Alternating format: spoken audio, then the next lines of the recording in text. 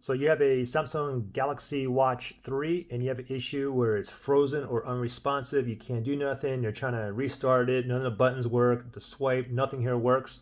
I'm going to give you several solutions to get you up and running right now. Okay, so but take note that this one here is fixed. But let's just pretend we're frozen on any screen. It doesn't matter. We're just frozen here. First thing you want to do is this.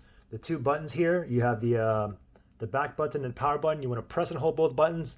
Do not let go until you see a Samsung logo appear. We're basically forcing it to restart. You're not going to lose any data, okay? So both buttons here, ready? 1, 2, 3.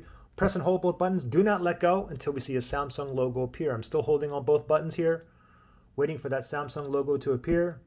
Still holding. There it is. Go ahead and let go. And now hopefully your screen is no longer frozen. Now the thing is, if it's still, once it boots back up and it becomes frozen again, another screen, try this again, okay? Go ahead and press and hold and wait for the Samsung logo to appear, and then hopefully you're out of the frozen or unresponsive screen, okay? Now the thing is, if you're still like, if it boots back up and then it freezes like 5 seconds later, then next thing I want you to do is go ahead and get your charger, pop it on there, and leave it there for 1 minute. After 1 minute, while it's charging, do the same thing. Press and hold both those buttons and continue to hold until you see the Samsung logo appear, then go ahead and let go, okay? If it's still frozen, try these two methods. Keep trying them back and forth, okay? Anyway, most of you guys should be up and running now.